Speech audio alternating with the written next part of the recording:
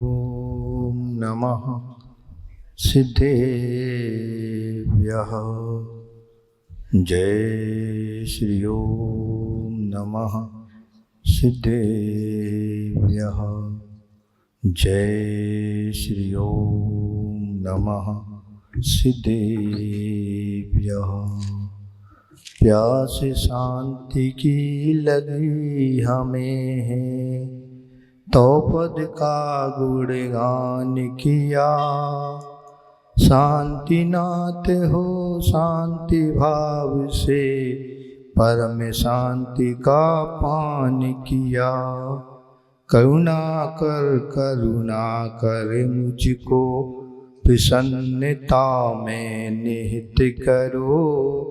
भक्ति मग्न है भक्त आपका, कुश दोष से रहित करो। कुश दोष से रहित करो। बोली अहिंसा परमो धर्म की। देवाय देव श्री शांतिनाथ भगवान की। संत श्रोमणी आचार्य गुरुवर श्री विद्यासागर जी महाराज की। परम पूज्य आचार्य प्रवर श्री समय सागर जी महाराज की। परम पूज्य निर्यापक श्रवण श्री योग सागर जी महाराज की। समस्त मुनि राजों की।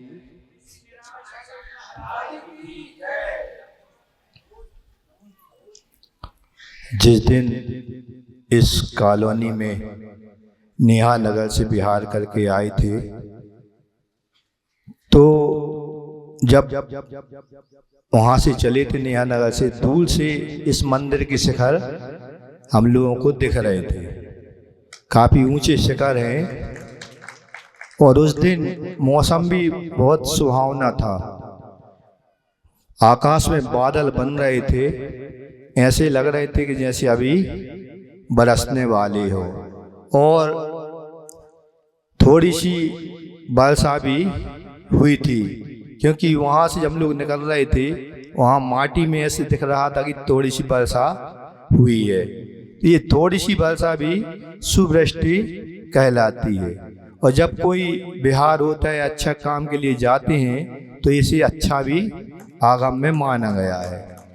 तो आचार्य जी ने लिखा है, ऐसे जब बड़े बड़े ऊंचे शिखरों वाले मंदिर प्राचीन जब बनते थे या बनते होंगे, आचार्य जी ने एक दोहा लिखा है, गगन चूमते शिखर हैं, रहें एक से एक, युवा मेघ ही जल भरे, करते हैं अभिषेक।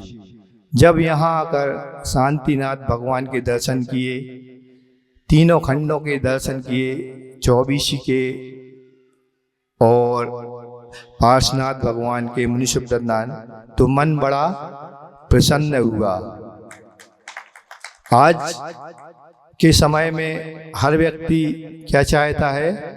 शांति चाहता है। शांति खोज में वो दर दर भटकता रहता है, लेकिन शांति कहाँ मिलेगी? जिन्होंने उस अनंत सुख को प्राप्त कर लिया है, ऐसे तीर्थंकरों के पाद मूल में ही हमें वो शांति मिल सकती है। नहीं मिल सकती। तो शांति ना मिलने का मूल कारण क्या है? हमारे राग द्वेष और मोह रूपी जो परिणाम होते हैं, वो हमें इस अनंत सुख से या इस शांति से हमें दूर रखते हैं। रावण को देखो आप, पद्म पुराण आप लोगों ने पढ़ा होगा कि वो भक्ति कर रहा है। किसमें? कहाँ बैठकर? जैसा आपका ये मंदिर बना हुआ है शांतिनाथ जिनालय, ऐसी उसने एक रत्नों का मंदिर शांतिनाथ भगवान का बनवाया था, और प्राय करके उसमें वह पूजन भक्ति मनोयोग पूर्वक करता था। लेकिन एक बार भक्ति कर रहा था, ऐसी भक्ति स्फटिक की माला लेकर, और भगवान में उस मंदिर में शांतिनाथ भगवान के सामने लीन था। लेकिन उसका उद्देश्य क्या था? बैठा तो उसका राग तो था, प्रशस्त राग था भगवान के सामने, शांतिनाथ भगवान से, लेकिन जो अंदर से उसकी भावना कैसी थी? जो सत्य धर्म को प्ररूपित करते थे। ऐसे रामचंद्र जी के ऊपर हमें विजय प्राप्त करना है। ऐसी उसकी सिद्धि के लिए वह सिद्धि चल रही थी, रिद्धि के लिए। तो यहाँ मोह, राग और द्वेष दोनों चीजें देखिए एक साथ हो रही हैं। आचार्य कहते हैं कि उसकी भक्ति ऐसी होती थी, यदि वो अनंत सुख के लिए, आत्मिक सुख के लिए ऐसी यदि साधना करता तो उसको केवल ज्ञान होने में देर नहीं लगती। लेकिन उसने जो अपनी भक्ति की, साधना की, वो किसी पंचेंद्रियों के विषय के वशीभूत होकर की थी। तो आचार्य जी ने एक दोहा लिखा है कि एक नजर तो मोहिनी जिस पर निखल अशांत, एक नजर मुझे डाल दो गुरु सब अब हो शांत। यहाँ कहा जा रहा है मोहिनी रूपी जो एक नजर है किसकी, यदि हम पंचेंद्रिय विषयों में मोह जागृत करते हैं। आजकल हो क्या रहा है, सभी पंचेंद्रिय विषयों की ओर भाग रहे हैं, तो हमारा मन कैसा होता है, हमारा जो ठीक पूरा निखिल यानी संपूर्ण विश्व अशांति की ओर जा रहा है कि नहीं। और वही कहा जा रहा है कि एक नजर मुझे डाल दो। कौन से कहा जा रहा है कि हे भगवान एक नजर आप हमें देख लो। लेकिन भगवान अपनी दृष्टि कैसे किए हैं, नासाक दृष्टि है, नासा दृष्टि है। वो ना किसी से राग रहते हैं ना किसी से द्वेष रखते हैं।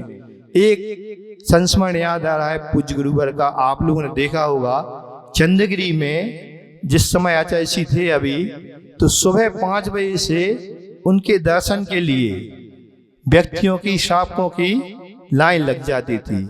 क्यों, दर्शन का समय निश्चित नहीं था कब आचार्य श्री दर्शन देने आ जाए।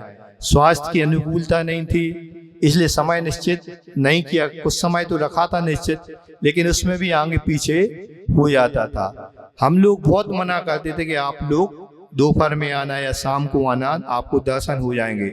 लेकिन श्रावक लोगों का कहना था कि हमें इतने पास से दर्शन, यदि हमारी ये जगह चली गई गेट के आगे, तो दूर से दर्शन मिले या नहीं भरोसा नहीं रहता था।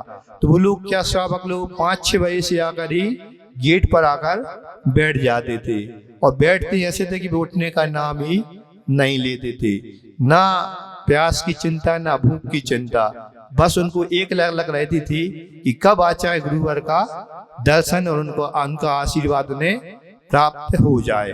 तो ऐसी दृष्टि, ऐसी गुरुवरों की जो दृष्टि रहती है, जो आशीर्वाद रहता है, वो ही हमारे मन की व्यथाओं को शांत करने के लिए होता है।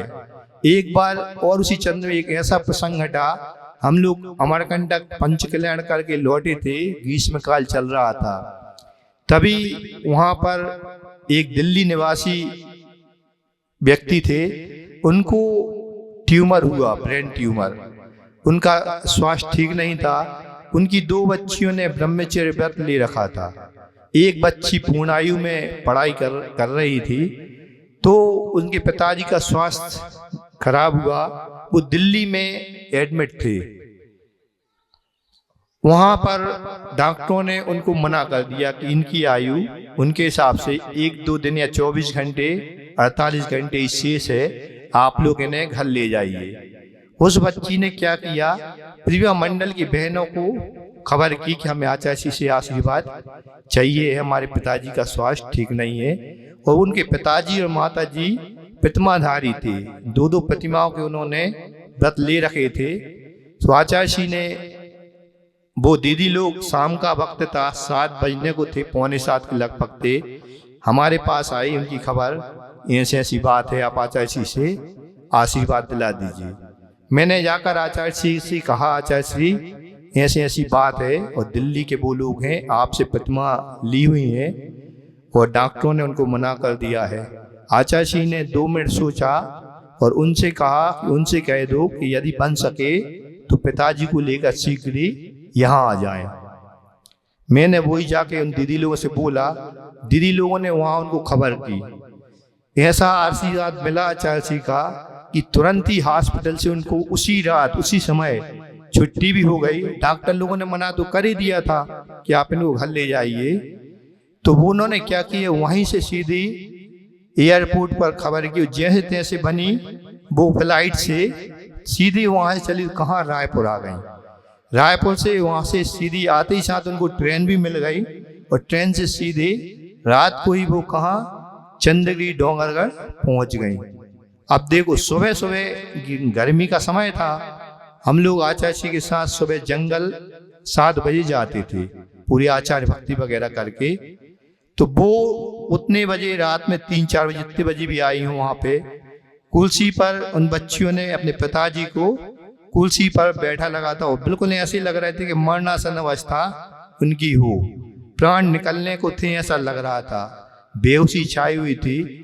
जैसे ही गेट खुला और आचार्य श्री बाहर निकलने को हुए, सबसे पहले उन लोगों ने आचार्य जी के दर्शन किए। आचार्य जी 2 मिनट खड़े रहे, उनको आशीर्वाद दिया और जैसे आचार्य जी ने उनको देखा, उन व्यक्ति की आंखें अपने आप खुल गई।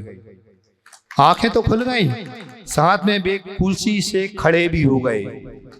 ऐसी उनमें चेतना आई। आचार्य जी ने अच्छा आशीर्वाद दिया और बोले कि देखो अभी हम आते हैं, बाद में लौट के बात करेंगे। आचार्य जी जंगल से आए और उनको फिर बुलाया, पूरी उनकी बात सुनी, ऐसी ऐसी है। आचार्य जी ने उनको कहा कि देखो अपन प्रतिमाधारी हैं, अपन को शरीर का कोई भरोसा तो है नहीं, कब प्राण निकल जाए। इसको कम से कम अपन इसको जो अपना देश संयम चल रहा है इसमें ही अपनी निर्दोषता बनी रहे।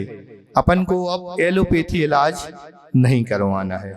पहली बात उन्होंने इसके लिए हामी भर दी, बोले आपके चरण में आए हैं, आप जैसी कहेंगे वैसा करेंगे। तो उन्होंने आचार्य जी ने उनसे कहा कि मुझसे कहा कि इनसे कहो कि ये अलसी आती, अलसी का पुलटिस बनाकर पूरे सिर पर रखें, उसको 1-1 घंटे सुबह और शाम लगाएं। उनने पूछा किसका इलाज चल रहा है, तो उनने कहा भी हम लोग अभी एक वैद्य जी हैं गाडगिल जी, उनका इलाज चल रहा है। तो उन्होंने कहा बहुत अच्छे, आचार्य जी उनसे परिचित थे, उन वैद्य जी से। आचार्य जी को देखने वो आ चुके थे वहाँ पे, बोले बहुत अच्छा, अच्छे वैद्य हैं। तो बताया उनने कि उन्होंने सिर्फ दूध लेने को कहा है, दूध और जल भर आपको लेना है, कोई भी अन्य और इसमें आपको नहीं लेना है। उन्होंने वही प्रक्रिया अपना रखी थी, सिर्फ दूध लेते थे और जो आचार्य जी ने बताया था कि सिर्फ पुलटिस सिर में लगाना है, तो 2 टाइम वो अलसी की पुलटिस लगाते थे। आप देखिए 2 महीने में वो इतने अच्छे हो गए कि जो उनको जो फीट आते थे 20-20, 25-25 बार दिन में, वो मात्र दिन में 4 या 5 बार वो भी क्षणिक आने लगे थे। और पूरे उनके पूरा स्वाध्याय सामयिक वगैरह समय पर होने लगी थी। यहाँ तक कि अष्टमी चतुर्दशी के भी उपवास आचार्य जी से लेकर करने लगे थे। अभी भी पिछले हफ्ते उनसे हमारी चर्चा हुई, वैसा ही उनका स्वास्थ्य है और अभी वो दिल्ली में हैं। अब देख लो आचार्य जी के समय में वो 1 साल लगभग 8 महीने वो हम लोगों के साथ चंद्रगिरी में रहे थे और सिर्फ सेवन क्या करते थे, दूध का सेवन करते थे। ऐसा आचार्य जी का आशीर्वाद रहा उनके ऊपर, अभी भी बना हुआ है। तो हमारा कहना ये है, हम राग द्वेष और इनसे मोह से दूर होकर ही यदि हमें आत्मिक सुख चाहिए या शांति चाहिए तो हमें गुरु के चरणों में जाना पड़ेगा, गुरु की आज्ञा माननी पड़ेगी, जो वो कहते हैं वो ही हमें करना पड़ेगा।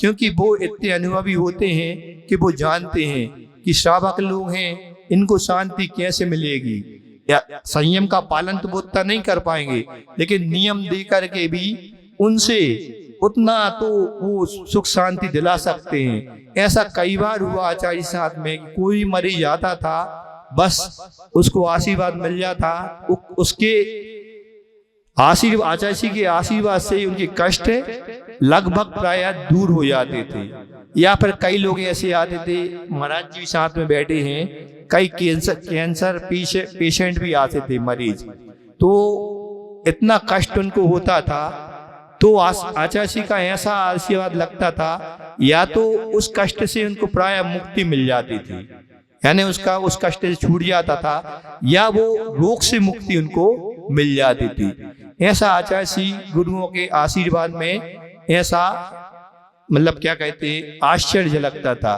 पूज्य बड़े महाराज भी अभी यहाँ पर बैठे हैं, कई पेशेंट भी इनके पास आते हैं, ऐसी जो सलाह देते हैं या जो उसका उपचार बताते हैं, जो यदि उस हिसाब से कर लेता है, अभी कई लोग हम लोगों ने सुना है कि महाराज ने जो भी औषधि या उपचार बताया है, इनके आशीर्वाद से प्राय उनके रोग दूर हो जाते हैं। अभी सागर में कई लोग ऐसे आए हैं, तो गुरुओं का आशीर्वाद हमें आत्मिक शांति दिलाता है।